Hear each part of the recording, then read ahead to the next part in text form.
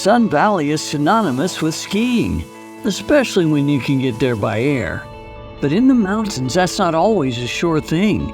At the Freeman Memorial Airport in Henley, Idaho, the gateway to Sun Valley, many inbound flights that use conventional or GPS-only procedures can't land when the weather is poor. The approaches don't allow them to descend low enough to see the runway. When that happens, the aircraft have to divert to another airport and passengers finish the journey by highway. That's why a few years ago, the airport began investing in WAAS-enabled advanced navigation procedures that allow aircraft to descend much lower into the valley, greatly increasing the ability to see the runway and continue to landing. With these procedures and specialized avionics, airlines can reliably get enthusiastic skiers into Sun Valley and pleasantly exhausted vacationers back out without needing to take a bus. The proof is in the numbers. Since December 2020, the airport says nearly 200 inbound airliners have safely touched down that would have had to otherwise divert to the nearest alternate, Twin Falls, and be bused to Haley.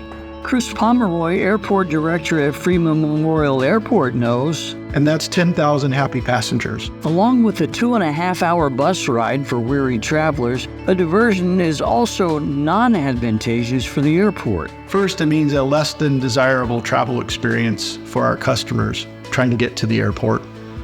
Second, it's a significant loss of revenue for the airport in terms of the loss of airport landing fees, fuel flowage fees, as well as passenger facility charges. With nearly 3 decades in the airport business, Pomeroy also knows the value of reliable all-weather access to an airport. Because of the mountains, Sun Valley's 2 GPS approaches have a relatively high minimum descent altitude, 1,600 feet above the ground. That meant we were a very low reliability airport in adverse weather conditions. That all changed when the airport hired procedure designer Alex Siebold to design an advanced R&P procedure using the superior accuracy of WAAS GPS.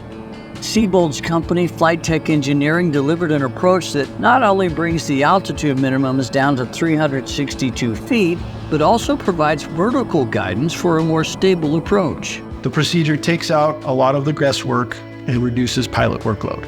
Pomeroy credits WAAS GPS and the procedure designers like Siebold for delivering these game-changing capabilities.